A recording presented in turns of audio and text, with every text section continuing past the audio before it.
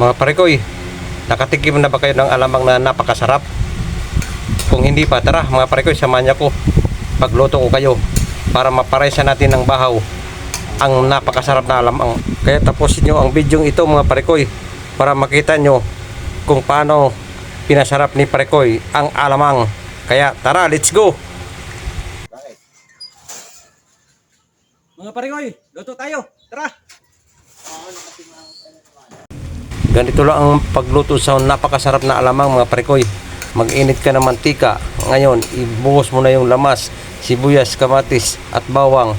At siyempre, hindi magpapahuli ang nagpapasarap, yung siling na buyo mga parekoy.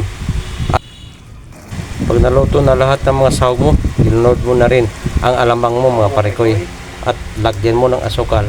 Sabay halo ng halo para magsama-sama ang lahat ng mga nilagay mong sahog. At siyempre, kung may mangga ka dyan mga parekoy, ang sarap nito i-partner.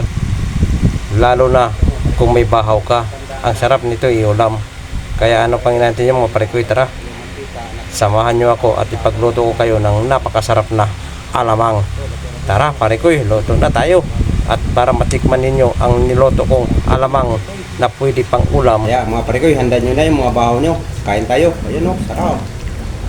Okay na to mga parekoy. Palamigyan na natin para mailagay sa